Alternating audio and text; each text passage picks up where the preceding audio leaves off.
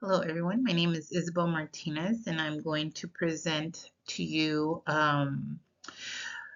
my curriculum, my program proposal, which is to establish a curriculum called Building Strong Families, and it is based on strategies for preventing violence. I'll talk more about the goals and what exactly it is that this project or this proposal is wanting to do. So let's get started. Our objectives, this is more of an outline than our objectives. Basically, we're going to go over all the things that we've done in our class this semester. So why is it important for us to have this type of strategy for preventing violence?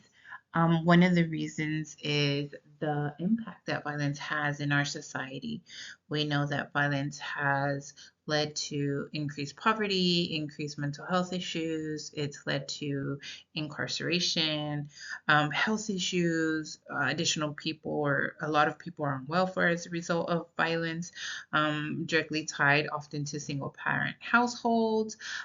We know that violence that happens in communities reduce the property value of those communities.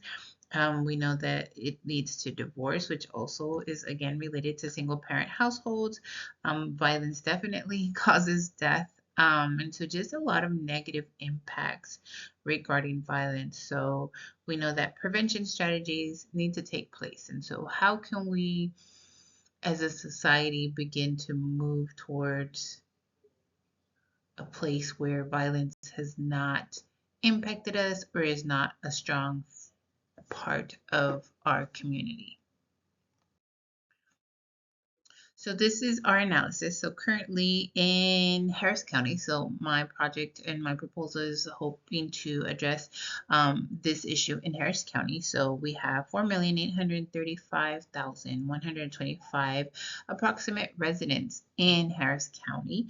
26.1% are white, 44.1% Hispanic, 19% Black, 7.4 are Asian, 3.6 other, and 27.3 of our residents are actually foreign born.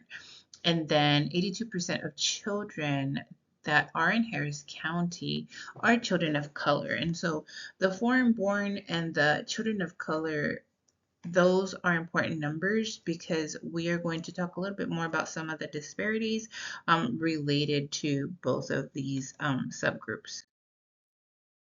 So the Harris County crime rate, so we know that domestic violence incidents have increased by 28% between 2019 and 2020 in Harris County.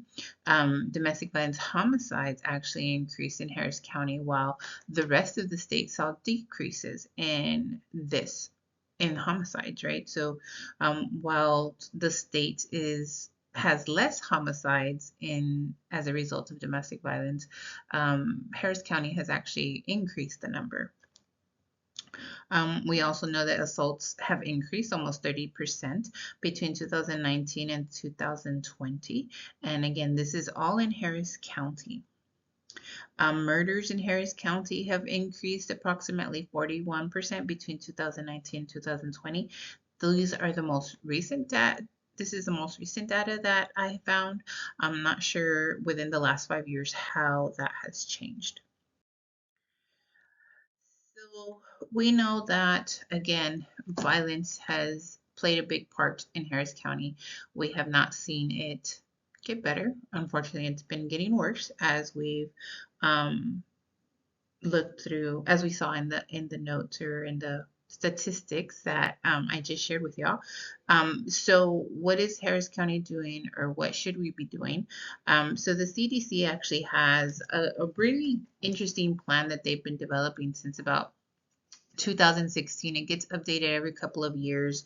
And so the three main topics or three main areas of prevention that I want to talk about that the CDC supports are youth programs, access to early childhood education, and parental engagement. So these are the three areas of prevention that I will be discussing in this presentation. So current gaps in county prevention measures. So this is based in, again, Harris County.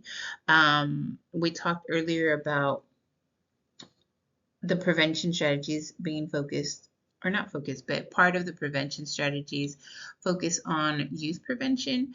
And then another part for CDC states that there should be a focus in early childhood education and parent engagement. Unfortunately, in Harris County, there's no county-sponsored parental engagement programs. We do have a program that's funded through Harris County Domestic Violence Coordinating Council for childhood resiliency, and that is directly tied to domestic violence prevention in early childhood, but that is not a parent engagement program. They subgrant HCDVCC, which is Harris County Domestic Violence Coordinating Councils, have subgrants for agencies and programs to incorporate or engage young children in prevention strategies. But again, it's not directly tied to parental engagement. We know that funding for early childhood programs, it lags in Houston.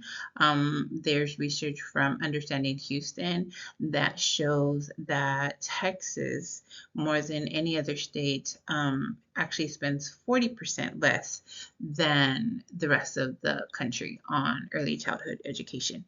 Early childhood data that we have in Harris County only tracks pre-K. It doesn't track information for children under 3.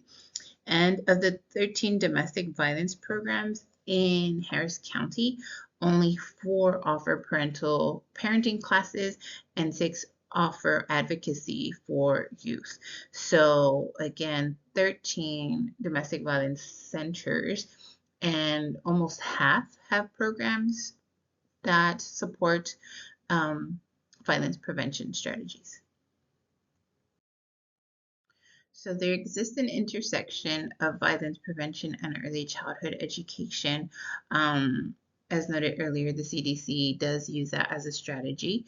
And so why is there an intersection here? What is the root cause of it? And so we know that early childhood education provides a strong foundation for children. We can see that with Head Start programs, and people who have graduated, have gone on to great careers and have been Head Start babies, right? So that's something that we see a lot in media. And so we know that early childhood education plays a huge part on the development and the growth of young children. It also allows for parents to participate and engage in the child's learning.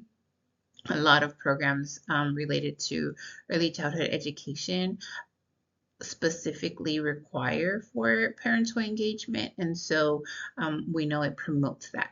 It also provides a space to connect within the community, so centers often reach out to the community for support with events and different things, and to even just like solicit additional students or children for their centers. We know early childhood education also creates a network of positive adults to support children, whether that's the staff in the childcare or whether that's play groups that take place as a result of connections, friends in classrooms. Kids invite each other to birthday parties, right? And so then moms become friends. So creating a bigger network. It also allows for centers to provide support through collaboration with domestic violence centers. I know when I worked at the Houston Area Women's Center, we collaborated with a couple of daycare centers when we were unable to watch children. And so we would send them to these daycare centers to watch the kids while either the agency was doing training or didn't have capacity to watch the children maybe overnight or things. So there does exist some collaboration between child care centers and domestic violence centers.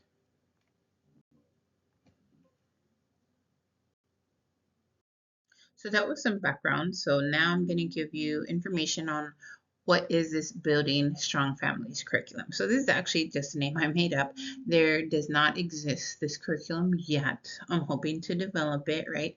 I have over almost 20 years actually of um, experience with domestic violence survivors and supporting survivors. And I also have over 20 years working with children, specifically young children under the age of 5. So the hope is that we can, or I can, develop a curriculum that's a 12-week parenting class that utilizes violence prevention strategies to enhance community and parent engagement in families. My hope is to do a hybrid model, so half of the program will be digital on an app platform, and then part of the sessions will be live in person at the child care center. So this is my logic model. I struggled a little bit with some of these things in figuring out the logic model. My brain doesn't work this way typically, but I tried my best. So inputs are the crime statistics, as I shared earlier, from HPD, the CDC, and Texas Family Violence Program Agency, and also inputs would be partnership with 5 child care centers. So this is going to be once this has been established, getting information and data from these child care centers. The process would be through conducting community assessments to identify pain points in the communities, facilitate building stronger family curriculum in child care centers, in at least 3 centers is part of this process, right? Outputs, the hope is 10 centers will be facilitating their curriculum by year 7 of its implementation, and then 150 families are supported by the curriculum within the first 3 years. And then maybe 5, I don't know yet. I'm still figuring that out. And then 3 community and family engagement events. So part of the curriculum would be for the community to collaborate with a parent committee from the daycare center to host an event to build community. Some outcomes is that we would have at least 25% of parent participation, so 25% of the program parents or the center's parents in the program. So if there's 100 parents, then 25 of them, the hope would be that 25 of them would participate in the curriculum. And then that 75% of staff from the partnering centers attend trauma-informed parental engagement seminar. So this is something that in order for centers to become a site for the curriculum, they would need to attend this seminar because it's important for not only parents to understand prevention of violence, but also for the staff, right? So staff, we have heard of like the perpetuation of myths, right? So violence myths, similar to rape culture, there's these ideas and myths that we have in our head. And so unless we dispel this myth, then these thoughts will continue to grow and fester, and that can impact a child's perception or a family's perception of violence.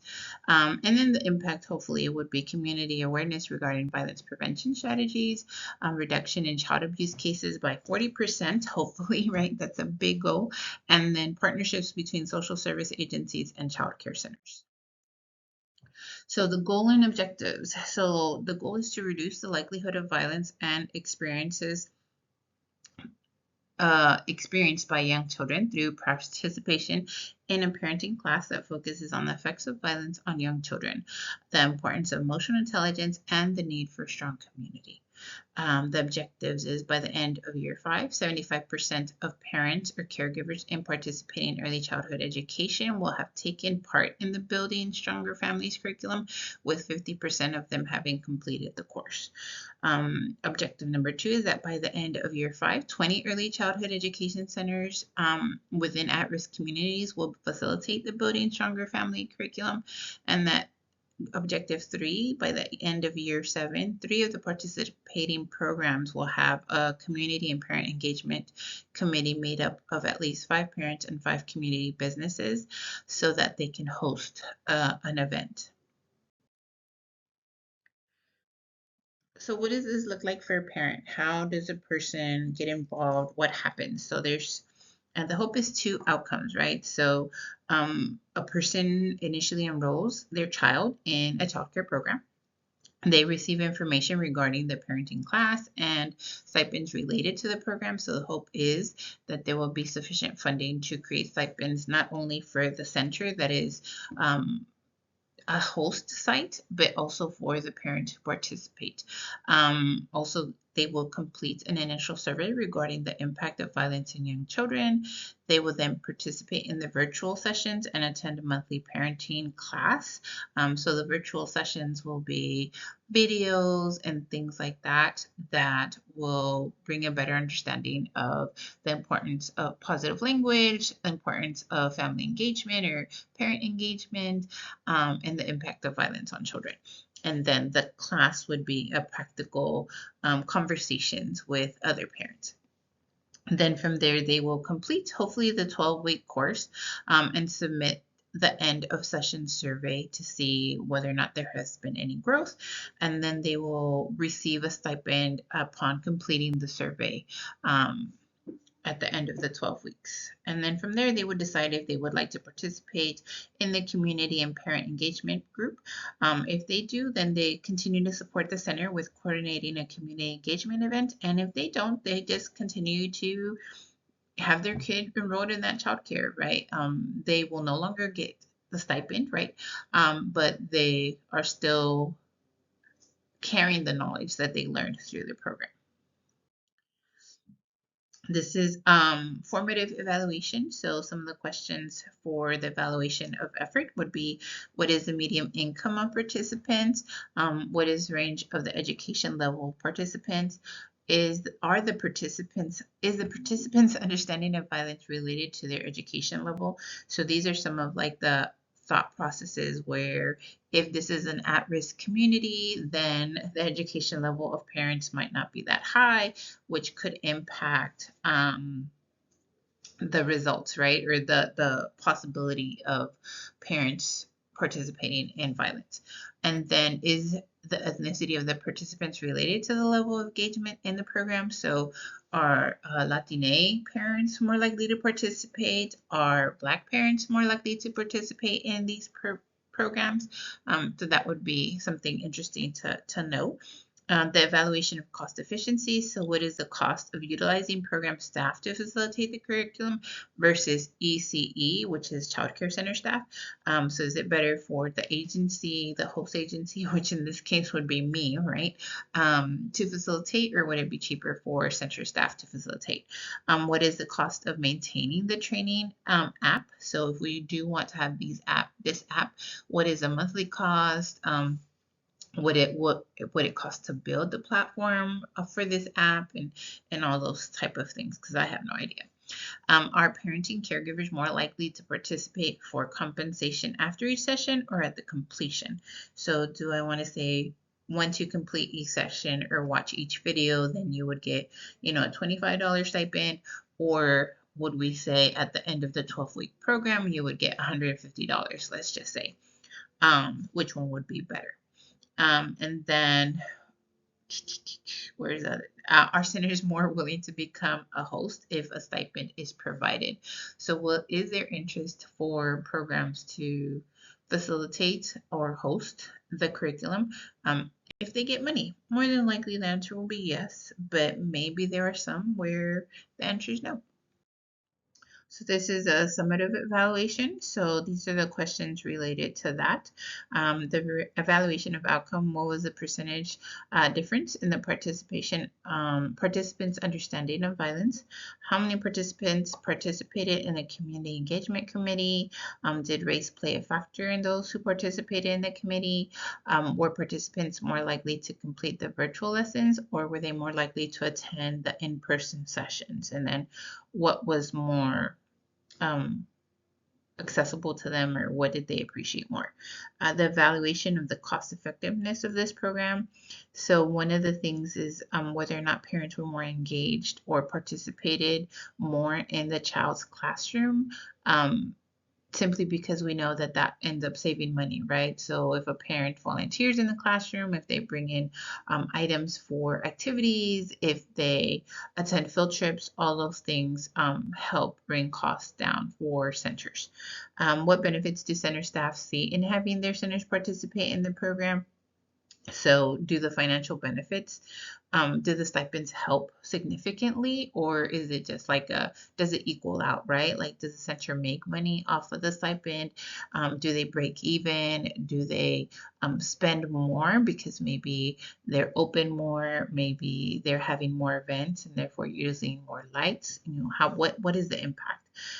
Did staff spend less time redirecting children whose parents participated in the program? So, for example, does children's behavior improve? And as a result, teachers are now able to focus on teaching and not so much on redirecting. And then lastly, were centers able to apply or receive additional federal, state, local grants as a result of their participation? So we know that there is funding that is available for specific programs related to violence prevention. And so would childcare centers be eligible for that? Could they get additional funding from community businesses as a result of being a host site? Things to ask. So the next part that we're gonna talk about is the measurement for performance. So the hope is that we will be able to have an improved understanding of the impact that violence has on young children. How can we measure this? We hope that the participants are satisfied with the curriculum, which again, the fact that they're satisfied means that they learned something, it was engaging and informative, right? So we will be able to notice that impact through the decrease in redirection of children's behavior, because if they are learning new strategies to work with children or engage with children, then the children hopefully will behave better, right? And then there is an increase in parent classroom engagement. So parents are more likely to volunteer as a result of this program, spending time after class or donating things to the classroom. And then another performance measurement would be the percentage of parents who actually participate in the curriculum. Do we see an increase in participation or more parents wanting to enroll in the class? Do they want to get involved? And then as a result of that, will there be an increase in community support, right? Word of mouth travels fast, right? People are saying like, oh, did you hear this center has that program and let's participate and let's help out and what can we do to support, right? That's one of the goals. So this is another area where I was struggling a little bit to understand. So the impact program evaluation. So I believe that we will be doing, or I will be doing a non-equivalent comparison group in this with the implementation of this proposal, this program. It will have to do with the parents who are participating in the program and the parents who are not participating in the program. So the hope is that all parents at the center will participate in the survey, the pre-test, if you will, for violence and what that means to them, and that we will have the participants will be obviously the ones that participate in the curriculum. The hope is that the center we'll have both parents, both the ones that are participating in the curriculum and those who don't participate in the curriculum, um, have parental engagement, right? So are they engaged? And I put random on there because I don't know, right? Maybe some parents who are enrolled in the curriculum won't engage in the child care center, and maybe some parents who are not enrolled in the curriculum will volunteer more. Who knows, right? So that's random. And then the hope is at the end of the 12 weeks, maybe on week 13, week 14, I'm going ahead and doing another part of surveys. And this is also for the non-participant parents. And that is so that maybe just the fact of being engaged in the classroom will help develop a better understanding of violence. Like just by doing some of these parental engagement events outside of their curriculum will be helpful. Who knows, right? Something to think about. I decided to do a program budget versus line item because there's a lot of different factors. It all depends on how much funding I am able to secure. and how much I want to provide for the different things, right? So the biggest part of the funding will be the participant stipend. So I do feel that people who are participating in the curriculum should receive some type of compensation. Oftentimes, parents, especially if we're in an at-risk neighborhood, need to work those extra hours, right? So if they're busy, I don't want to have this program be a sacrifice. So hopefully we will have funding for stipends.